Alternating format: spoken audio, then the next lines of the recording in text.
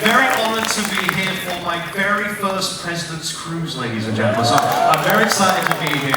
And this presentation this morning, I'm going to introduce you to the man of the hour very shortly. During the presentation, you will have a chance to ask questions. By a show of hands, who thinks they might have a question this morning? A few, okay. Just a few. We have our mic running team who will be here shortly. They'll be running around the theatre. Up on deck 5 as well. Give us a wave on deck 5. Gooey! You'll have a chance to ask questions too. What I do ask you is that you ask one question, tell us what your name is, where you're from, then you can ask Michael your question, and he will do his best to answer that question for you. But Michael also has his executive leadership team here from Miami. Give the leadership team a round of applause, they're all here. Executives, and we have our shipboard executive team as well. We've got Captain Angel here with the team. Thank you, Captain, for being here this morning. So, shall we get this show on the road, everybody? I can't hear you. Shall we get this show on the road? Very exciting. Would you please welcome on stage, ladies and gentlemen, your President and CEO. Give it up for Michael Bayley! Thank you. Bing bong. Hello, everybody. Good morning. Did you enjoy All In? Next year, the Pinnacles will be dancing All In. So pay attention, you're going to have to get your rehearsals right. Photo after, okay? Okay, so questions and answers. Now, not yet? Oh, what's going to happen first? No, we're doing Q&A, right? Yeah. But I feel a little overwhelmed because there's a lot of people in the audience today, so... are you all in a good mood? Are you all happy?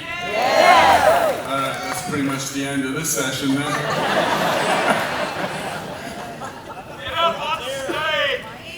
Get up on stage, okay. Don't use the stairs. Can I use the stairs? Yeah. I'm going to need a chair then, because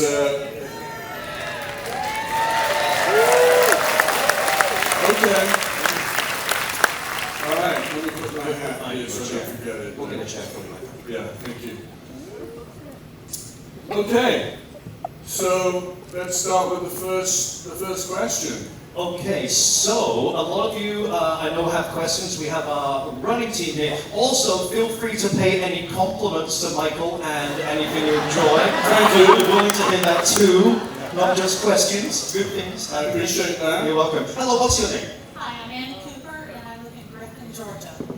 What's your question for Michael? My question, so I apologize after what I said.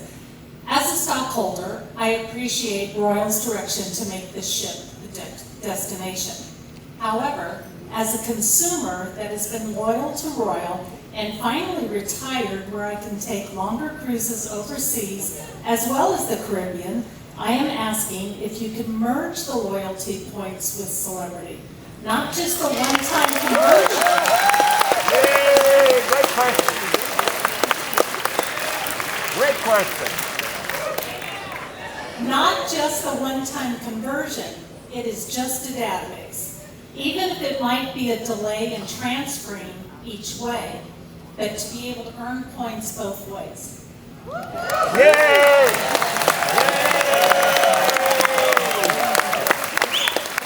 Great question. I thought we'd have a few easy peasy questions. A couple of nice compliments about the crew and we're sailor and that kind of stuff. No, you gotta go straight to the heart of the matter. You know,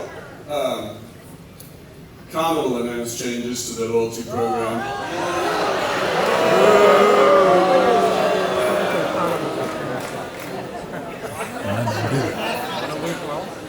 And that is exactly what we're trying to avoid.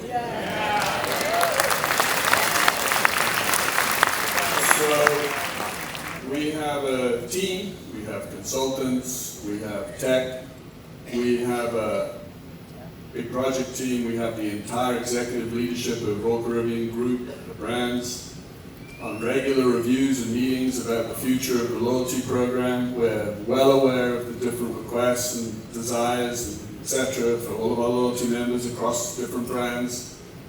They're very similar. There's also differences between how people perceive the loyalty programs by brand. Hopefully you've seen some positive changes in terms of access to information, and you'll see over the coming months and year or two that things will continue to improve in terms of accessibility, simplicity, making it easier to sell between the brands, get offers, this type of thing. So we're on a journey to get there. Ultimately, we have not defined this yet, but ultimately we are going to get to a one platform database of our loyalty members for Royal Caribbean Group, and as some people use the word ecosystem. You know, we're adding river cruise now, celebrities adding river cruise. There's a lot of investment in the destinations, and I think, you know, there's a journey ahead for Royal Caribbean Group and that ecosystem, which I think will be incredibly beneficiary to all of our loyalty members, regardless of brand. So, you know, I think we're going there. I think we're going where everybody's going to be happy. I think we're incredibly sensitive to not tipping over the apple cart. We don't want to make decisions that may be, you know, a short-term benefits and then upset our loyalty members. There's also a lot of technology that needs to go into place when you merge data between different brands. There's a lot. I don't know how big our database is. It's probably 40 million people for Royal. I'm guessing. I can't remember that. I would guess celebrities probably 15 million, and Silver Sea's in the millions. There's a lot of overlap. So we're getting there. And I think the answer to your question is yes. That'll come. I don't have the exact timeline. And I think we've had this discussion before, and we've maybe over the last couple of years. We started this journey with loyalty 2 years ago. Yeah, 2 years ago, and literally there's teams working on it. So hopefully, I mean, our aim is to make everybody happy, and also benefit the company in terms of the shareholders and et cetera, et cetera. So we're going to get there. But just, you know, try and be a little patient. Hopefully you see some improvements and you feel like we're making some progress. So we're going to get there. Okay, we're going to go to the back of deck 4. How we're going to rotate it, everybody on each side will get a chance to ask a question. So we'll do deck 4, then we'll do deck 5, then we'll go to starboard side, and then back to port side. So at the back, hello, who are you? I'm Nancy, I'm from Texas.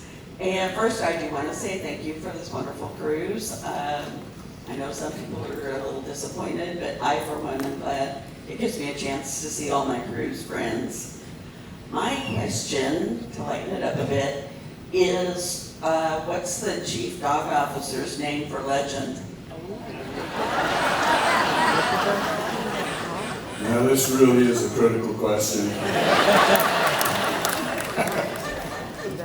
So, as you all know, the chief dog officer position is probably one of the most important positions we've added to the Royal Caribbean Fleet.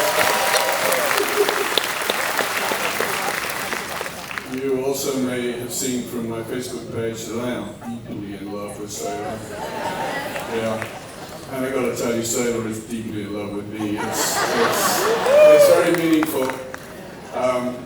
So the name for the Chief Dog Officer on Legend that we've got, by the way, we're open to suggestions.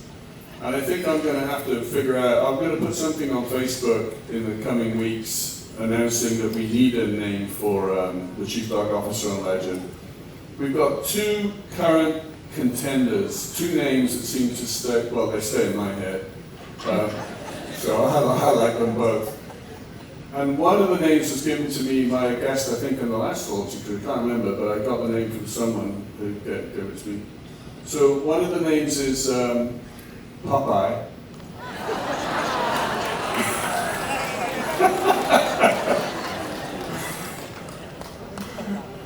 And the other name is Skipper.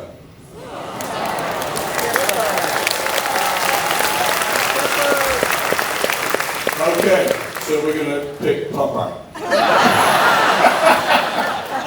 So clearly you like Skipper. I think we'll probably put it on Facebook and ask everybody to vote. I think we need one more name though, just to make it 3 names. But so if you do have a great name, Gilligan, Sailor. No, we got Sailor. Who? But, no, that would be self-serving. People would think that's a little weird. Bayley would like that name though. But anyway, we'll put it on Facebook, and you can send in names for the Chief Dock Officer. Yeah. So thank you for that question. Okay, we're going to go to deck 5. Where do we have a question on deck 5? Portside, deck 5. Portside, deck 5. Hello. What's your name, sir? Hello, my name's Ray. I'm from Pittsburgh, Pennsylvania, and I just loyal. We were now loyal to Royal for maybe a year and a half or so, several cruises since then, and looking forward to many more. I can't appreciate or show my appreciation for your presence on this cruise. I really appreciate it, especially Hideaway. You shot me in the mouth with champagne, and I thank you for that. Made my day. I've heard rumors, maybe murmurs, of a discovery class, and I'm just curious to hear your information on that. So we did make an announcement a couple of days ago that Royal Caribbean Group has secured the slots in Finland and confirmed the order of Icon 5 with options for Icon 6 and 7, which takes us to 2031, I think.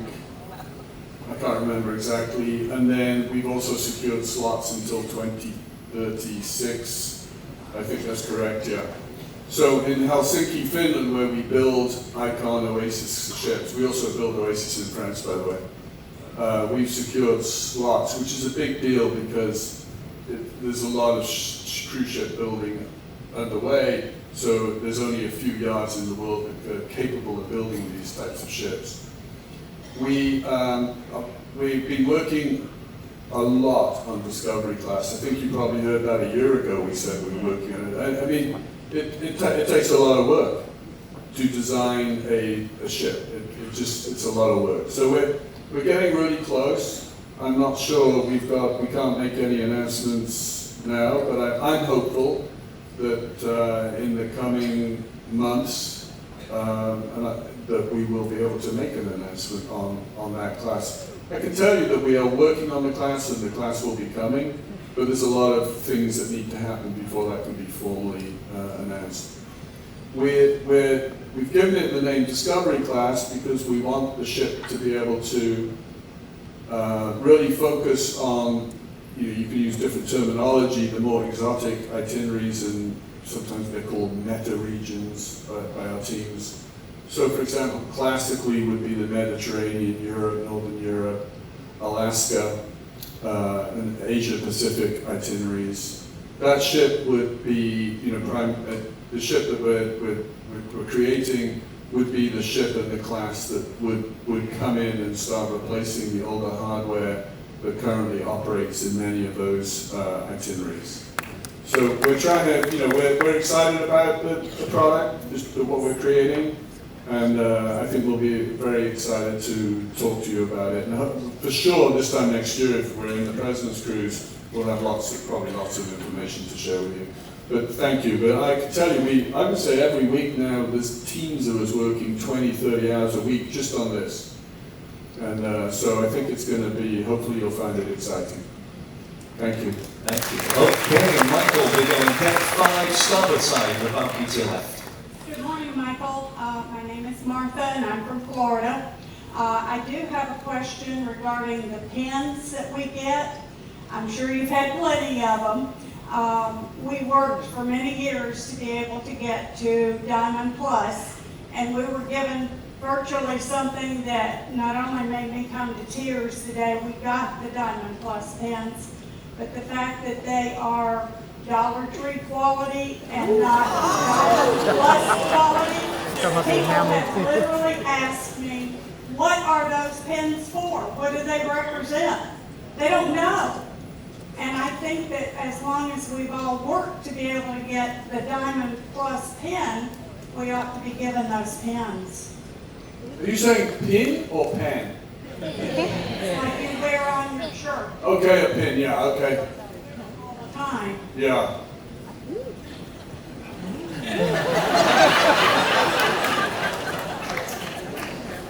Did we change the pins?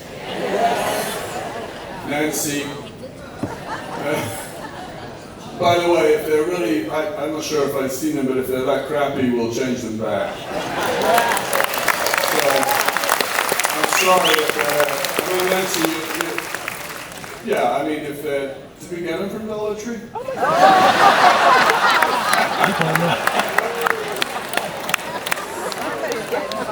Okay, good question. If they're crappy, we're going to change them back to what they were. I don't know, sometimes I don't know, we do think, it's funny because we get bigger and larger, more people and everything, and there's always someone who thinks it's a good idea to do something, and it happens, and then we realize that like, that was a really bad idea.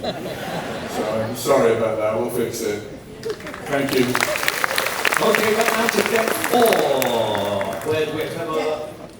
Where am I looking, deck 4? Deck 4, starboard out. Hello, I see, all the way to the left, Michael, on the second balcony. Hello, it's so nice to meet you. I thought I met you the other night, Tuesday, and made a complete fool out of myself. You had a doppelganger on the ship. So we're Jim and Dan, and we're from the Villages, Florida. All right. Don't believe everything you hear. So, Oh yeah, I do believe it. And it's disturbing what's going on in the villages. but actually, we're a couple that believe in gratitude and major sucking up. So I just wanted to tell you, we celebrated our 47th wedding anniversary Tuesday. And had the time of our lives. We really, really did. And today's my husband's 47th, excuse me, 71st. That's your other husband. I was never good at math, just like I thought I recognized you. But anyway, I just want to tell you thank you. I don't understand what all this other stuff is yet, because we're new. I don't either. But I just wanted to say thank you, and we appreciate you, and we can't wait to sail again. Thank you so much. Thank you. It's much appreciated. I think everybody in the brand team and all of the employees, ship and shore, it's very much appreciated. Thank you very much for those kind words. Okay, Michael, make 4 to your left. Hello, what's your name? My name is Sunshine, and I'm from Oklahoma, and I must say the absolute worst part of coming on cruises is I have to leave my puppy. And so I'm elated that you have Sailor and you have Rover and Sailor, yeah. yeah, so I was going to give the dog in charge, but I can't think of the official title. But all I have to say is, it kind of, and there's kind of related that you kind of alluded to it earlier, but I assume that you've seen success with that. And do you plan on doing that eventually to all of the ships, or is it only going to be like certain ones? But more so, what benefits have you seen by bringing them on board? Well, we have a chief dog officer is the official title, and the chief dog officer has a dedicated chief of staff.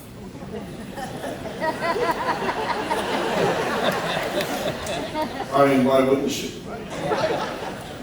Personal vet, trainer, whatever. Whatever she wants, she gets. Reports directly to the captain, has her own private little house and bed on the bridge, just in case the captain needs any navigational support.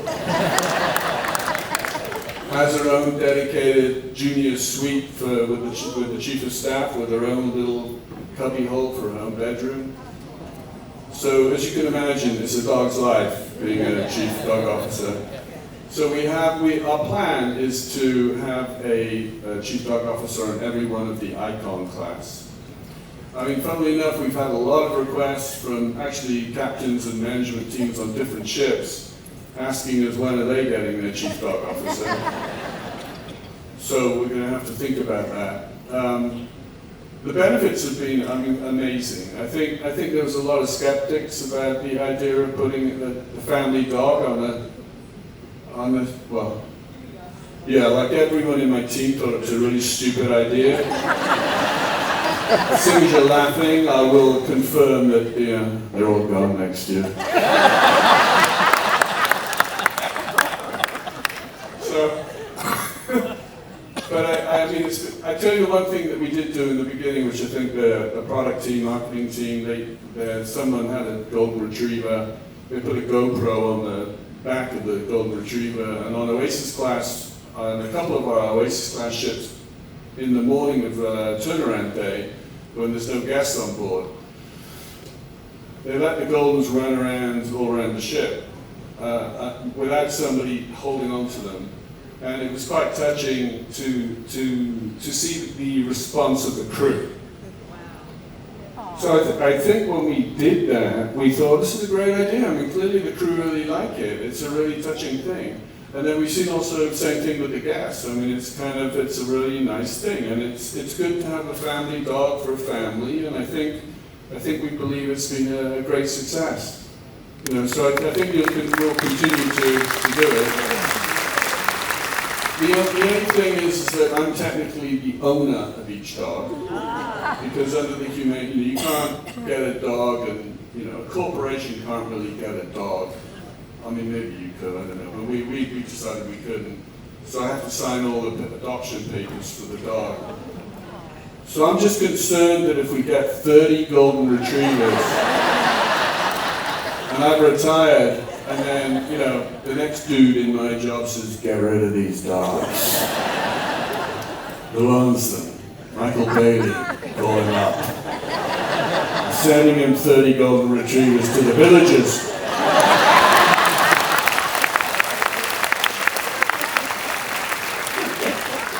But it's great, it's really heartwarming, and I think it's been wonderful. So thank you for your question. Okay, Michael, to your right. Next question, Nick. How you doing? My name is Stelly Castelli. I'm from New York, traveling with my wife and my 4-year-old son. Before I ask my question, I just wanted to say thank you to you. Recently, my 4-year-old was diagnosed with slight autism, and he's been having a really hard time at school and everything. And he's been just really down. And his last 2 experiences on cruises, especially this one, has made his life. And for some reason, his teachers have a hard time with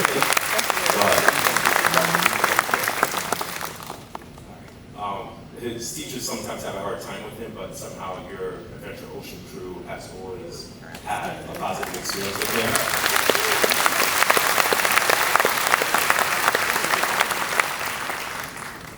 And yesterday, we saw you at Coco Cay, and you gave him a big hug, and got down to talk to him. And that video you posted yesterday on your social media, he was featured on there. When you talked about your loyalty guests, and that means the world to us as people who only cruise on Royal and love Royal Caribbean. So I just wanted to say thank you for providing such a great cruise experience. This President's Cruise has been more than about just gifts and monetary things that we can buy anywhere. You've given us something that we will have forever, and we can never lose. So first, thank you. Beautiful. Thank you.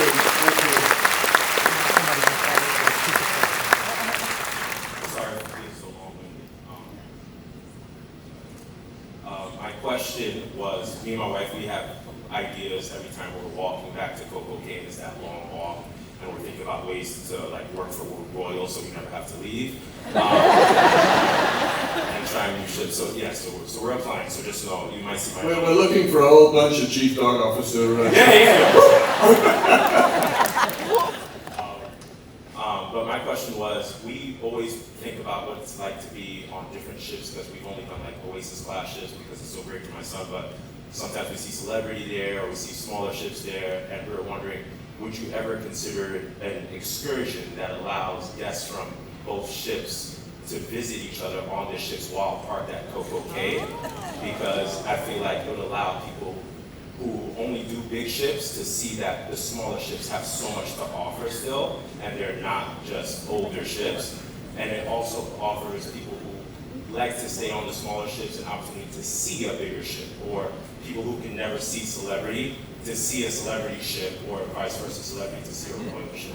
And I think it happened while parked at Coco Cay, since we're all on the island together. That's a great idea. That's a wonderful idea. Thank you.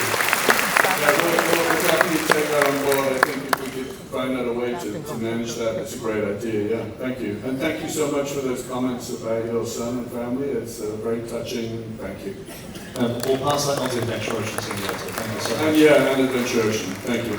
Okay, let's go. Anyone else on deck 4 or to go to deck port side? Hello, at port side. On the right hand side, Michael, behind the pillar. Hi there. I'm Mark from Pittsburgh, and enough with the easy questions. How about Baltimore? Because that's our closest port. Yeah. How about Baltimore? Is it grandeur we have in Baltimore? Vision? I'm looking for help here. It's a lifeline. I'm not getting anything. So I know didn't we remove winter season out of Baltimore, but there is going to be a summer season? Does that answer your question? Or, yeah. So I think I've had a couple of people ask me, why did you take Vision out of Baltimore? But it's seasonal. It's not. It's coming back. It'll be back every summer. And it's just logistics and reality. You know, winter products out of northeastern ports just have more challenges. So I think it's just that's the reason why. We're happy to be operating out of Baltimore. The Port of Baltimore is super supportive to Royal Caribbean, and we know there's a lot of guests in the area who like sailing with Royal Caribbean. So hopefully that answers your question. Great, thumbs up. Thank you. Okay, to deck 5, center deck 5, Michael. Deck 5 where?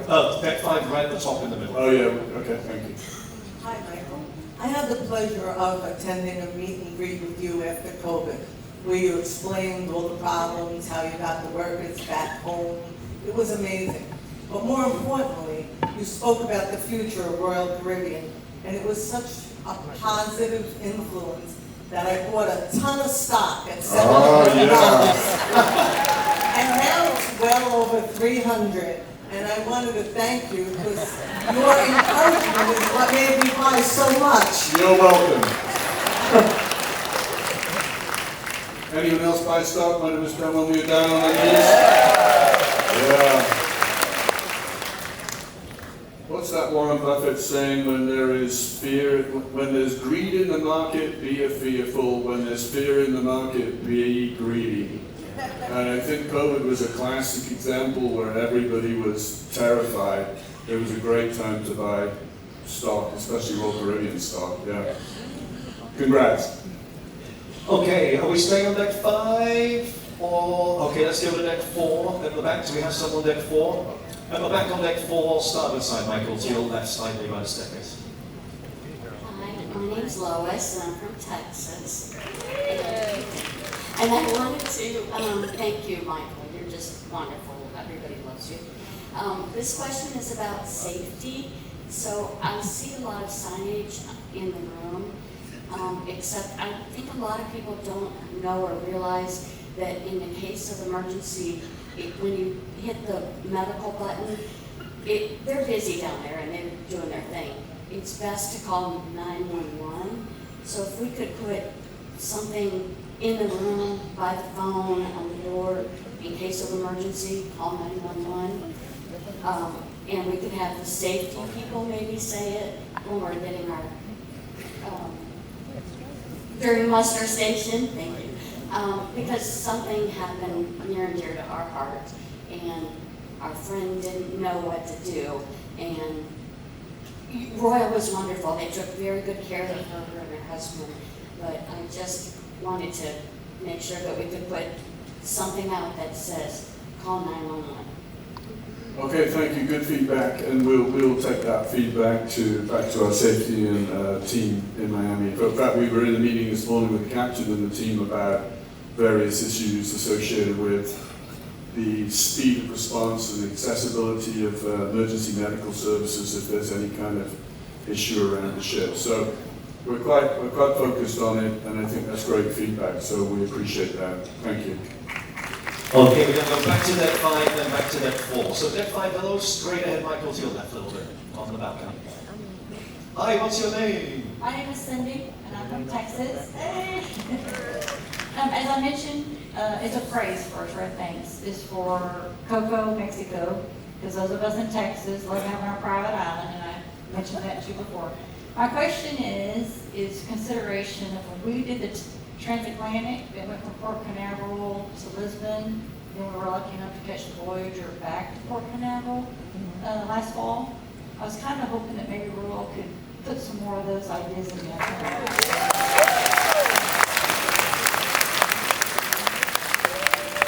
When you say put more of those itineraries, you mean connecting eastbound with westbound?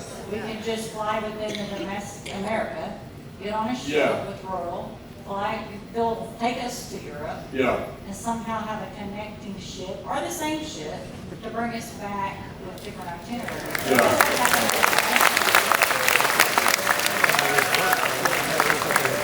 So,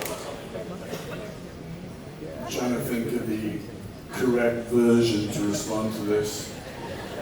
Transatlantics, and it's an interesting business because most of the world's cruise capacity moves into the Caribbean in the winter because it's sunny and nice and it's close to America. In the summers, a lot of the ships go to Europe and Alaska, obviously, because it's super popular for Americans. So most of the ships, it's funny, I think in March, or maybe it's April, there's something like 40% of the world's cruise capacity leaving America to go to the Mediterranean. And a huge amount of ships go to Alaska. When we get the ship to Alaska, or we get the ship to the Mediterranean, then we operate all the summer season in that region. And then we bring the ship back in October from, say, the Mediterranean or Alaska, September, October. We bring it then back typically to the Caribbean. These are very general statements, but typically that's what happens. So you may see also that price points on transatlantics are usually pretty good. Because the voyage is longer and it's a one-way cruise. And so it's a great suggestion, but it's logistically, it's improbable.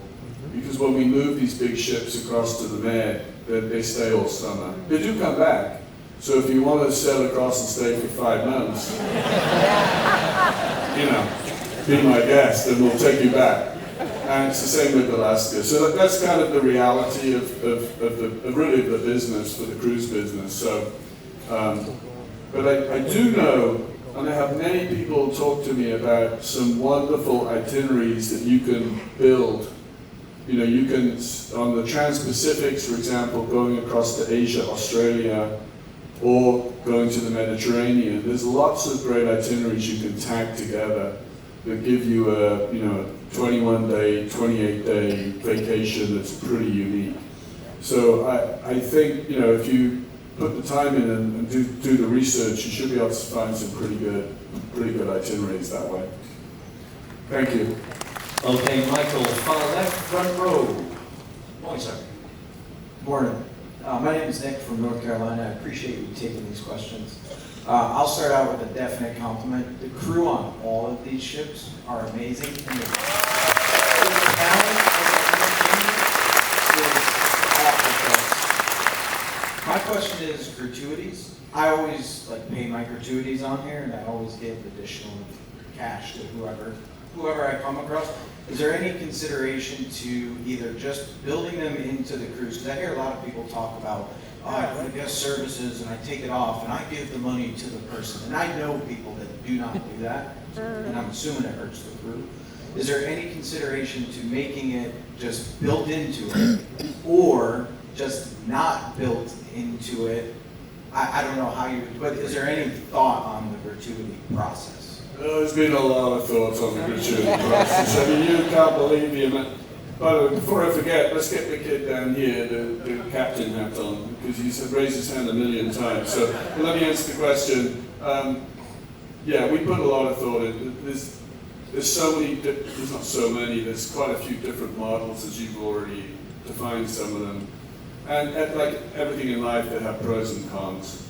And over the years, in different markets, we've often used different models because it's easier to take one ship in a different market like China or Australia or something like that and operate a different model. The bottom line is the model that seems to be genuinely the most productive, effective, and rewarding for the employees is the model that we operate today. And yeah, we do see different seasons, different itineraries do result in different requests to remove gratuities because they're going to give the gratuity in person. And in many, many cases, the gratuities, it's great. But there are cases where people remove the gratuity and then they don't pay the gratuity. And that is very frustrating when that happens, and it's disappointing. And often, sometimes we get letters, people, punish the company. They think they're punishing the company by not giving the gratuity to the crew member, which of course it makes no sense. The kid's giving you great service all week. Take care of the kid who's done a wonderful job for you.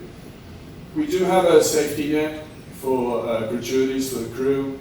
So when if we have a deployment of a ship in a market that's got some kind of issue with gratuities, first of all, we rotate them away from the ship after a season, so we can move them to high gratuity ships. And then we also have a safety net where if they come forward and say, I'm not getting my gratuities, we give them a minimum basic cash payment so that they've got enough to, take care of their debts and commitments and stuff like that. But, over the years, we've been all over the place with this, and, we think we've got the right system in place. But thank you for the question. We really care about the crew, so we've always focused on that. All right, so to the captain, yeah? Yeah, the captain. Please stand, captain. By the way, captain, there's another captain over there. There's an older version of you. Okay, my name is Benjamin. Oh wait, I cannot put that circle stuff now. Anyways, my name is Benjamin. I'm from Daytona Beach, Florida. And my question is, what is your favorite ship and what is your favorite port? Do you live in the villages? No. What is my favorite ship and what is my favorite port?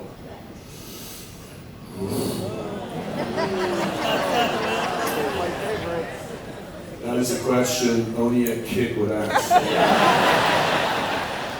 It's like the question when your kid asks you, am I your favorite son?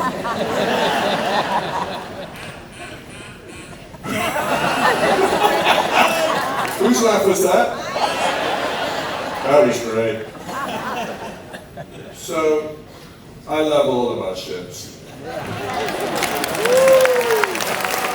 I mean, I really do. Over all of the years I've been on all of our ships, every single ship is its own unique personality, it's got its own character, and it's got its own vibe. And all of these ships are remarkable, I think, and they bring a lot of happiness to our guests. So, Captain. So we're going from Captain Benjamin, Michael, to another captain. Oh yeah. Straight ahead to your break. Whoa!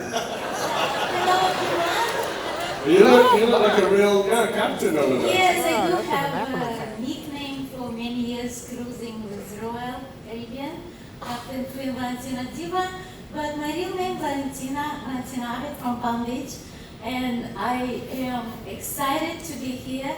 It's such adrenaline, and I'm here again and again and again. First time I started cruising like 27 years ago when my children was little, and now just last week we checked out from the start of the sea. What excitement to meet Chief Officer Sailor, and the next week I'm going to Icon to meet Rover. And one suggestion for legend here, Popeye skipper is great name, maybe Sky. And today I'm here to tell a big thank you for the Ken Rush. I met him first time 25 years ago. Oh yeah, come on Ken. You know, Don't give him the microphone. Ken is amazing. He made us believe, you know, we need to come back here because it's such excitement and big things I can say. He made us a family. When we come to special president cruise, we meet each other, we're so happy, with so much excitement. I'm even was feel drunk after the splash with champagne from Michael Bayley last day. I'm perfectly cooked again. So it's guys, I'm just, just sharing my thought. And of course, my question is, if the Royal Caribbean planning to do president cruise in Europe like we did before, it will be amazing. And might be if they world cruises, if you're planning anything like this. Okay, well, thank you, Valentina, and I appreciate all of those wonderful, warm comments. Thank you so much. It's And much I'll pay you later, Valentina. Yeah. And by the way, you look great. I mean, you look like we're going to use that uniform for our captains on our ships now.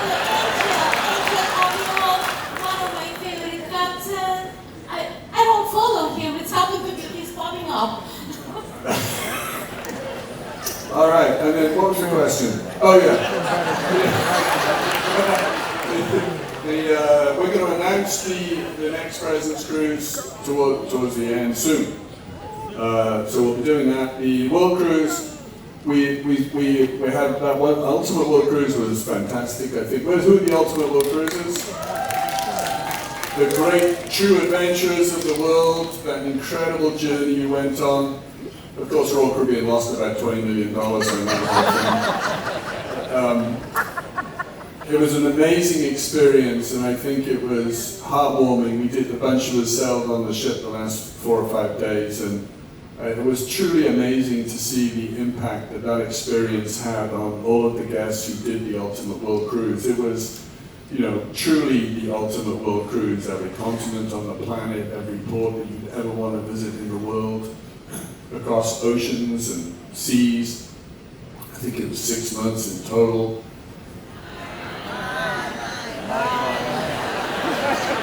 How many? 9. I wondered where that ship was.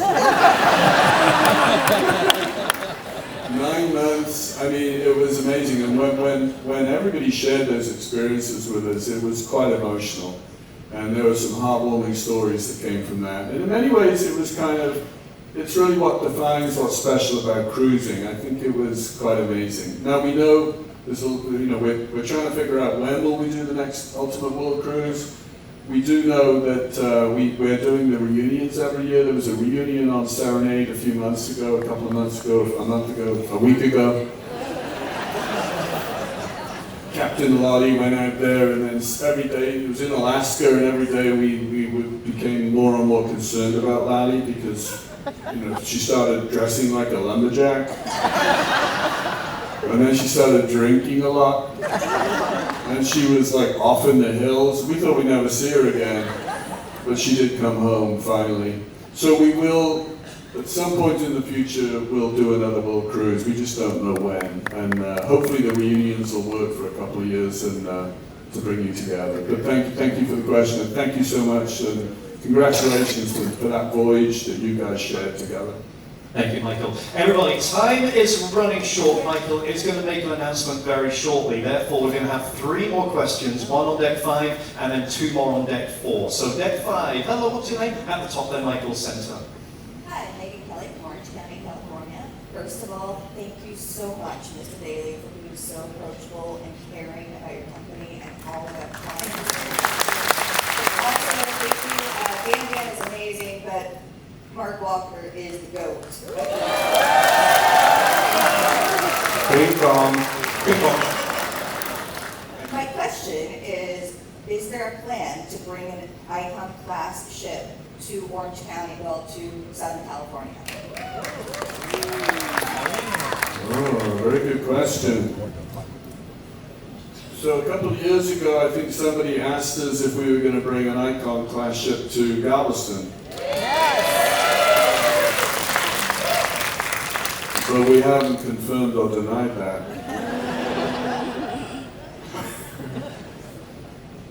But I would say that, you know, we are building Perfect Day Mexico, which is absolutely epic.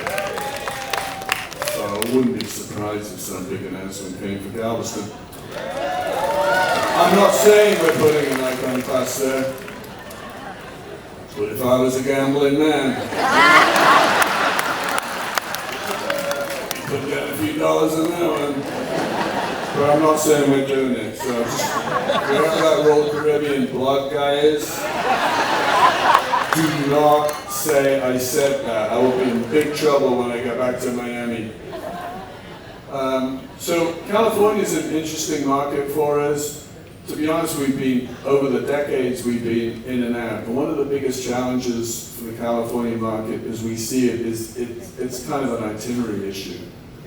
You know, there's challenges with building the itineraries that we think are marketable enough to sustain a lot of capacity in the market. But we are working on that. So I can't really say any more. I think we view the California market as a great market for Royal Caribbean.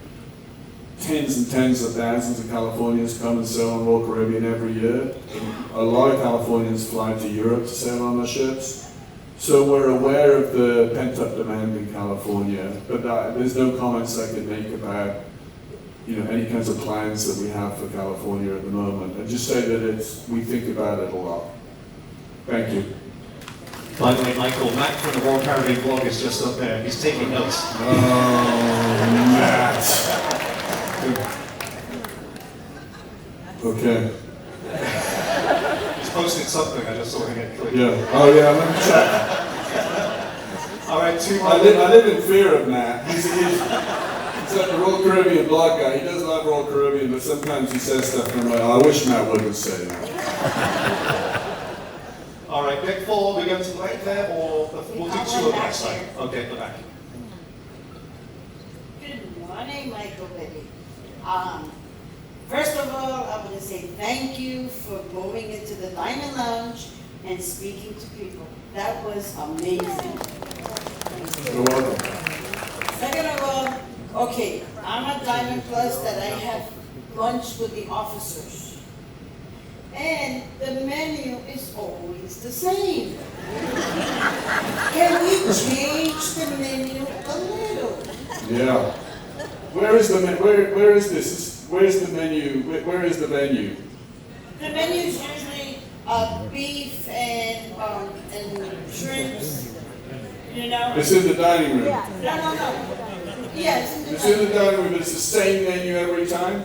Yeah, it's the same menu every time.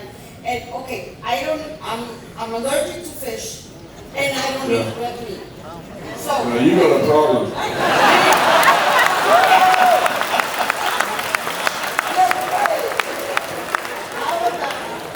How about putting a nice lamb chop?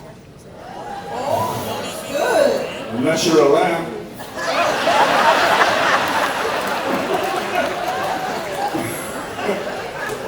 I think I'm getting tired.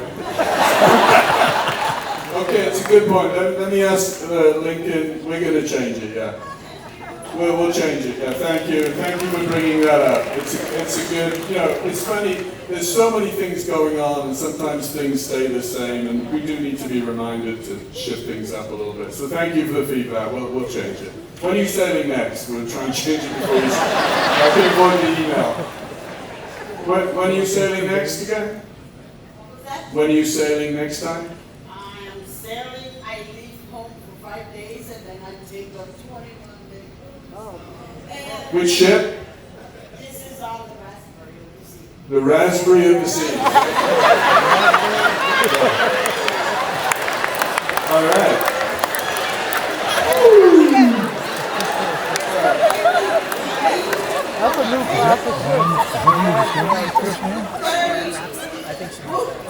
Okay, we're going to track you, and when you're on the Raspberry of the Sea, we're going to get a new menu for lamb chop.